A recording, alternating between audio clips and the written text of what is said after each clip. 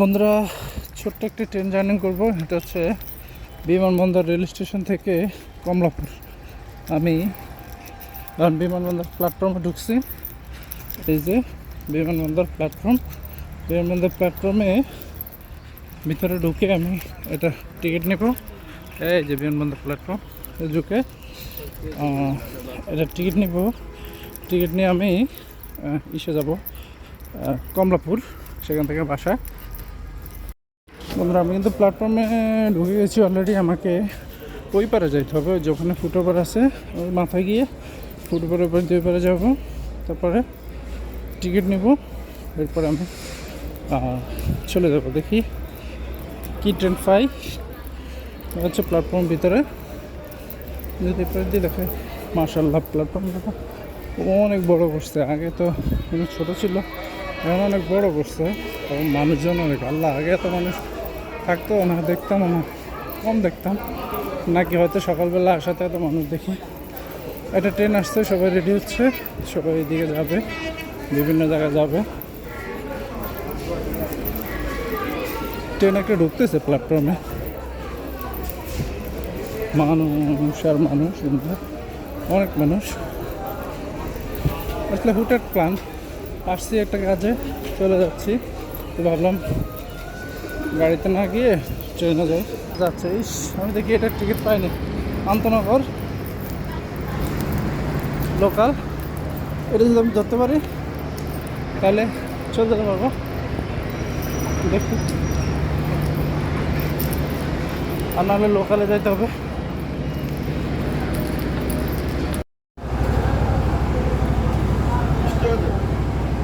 বাকি এটা টিকিট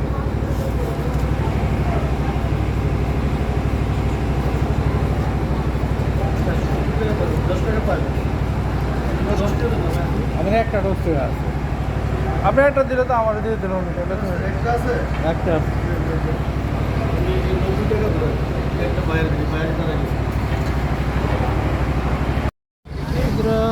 উঠে গেলাম ট্রেনে। 10 টাকা লস হলো আমার, 20 টাকা কিন্তু ব্যাংকে না থাকার কারণে আমাকে টাকা 10 টাকা কম দিল। এখানে 480 টাকা দিবে, উনি 770 টাকা দিচ্ছে, কারণ 10 টাকা কম ছিল, ব্যাংকে ছিল না। এটাতে আমি উঠে গেছি ট্রেনে, এখন যাচ্ছি বিমানবন্দর রেল স্টেশন থেকে কমলাপুর। যদি টিকিটটা দেখায়, এই হচ্ছে আমার টিকিট, এই হচ্ছে আমার টিকিট, 30 টাকা।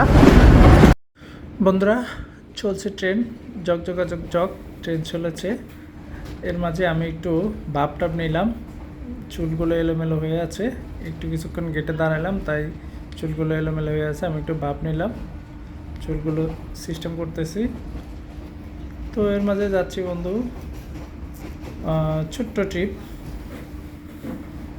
এই যে দেখুন যাত্রীগুলো কিভাবে সবাই ভদ্রভাবে বসে আছে।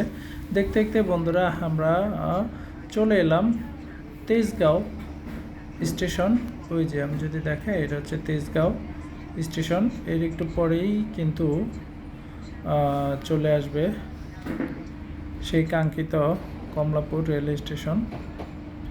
আমি আর একটু ভাব নিলাম, মাঝে মধ্যে একটু ভাব নিতে হয়। গেটে দাঁড়িয়ে আছি বন্ধুরা। আমি কিন্তু এমনইভাবে যখন কলকাতা গিয়েছি তখনও কিন্তু আমি গেটে দাঁড়িয়ে গ্রামীণ প্রাকৃতিক দৃশ্য আমি দেখতে পেলাম। আমি ওই পাশে দাঁড়াইলে আমি দেখতে পারতাম, কিন্তু আমি ওই পাশে দাঁড়াইতে পারি না, ওই পাশে মানুষগুলো দাঁড়ায় আছে, তা আমি দাঁড়াইতে পারি নাই। বন্ধুরা, চলে এলাম কমলাপুর, নেমে গেলাম ট্রেন থেকে।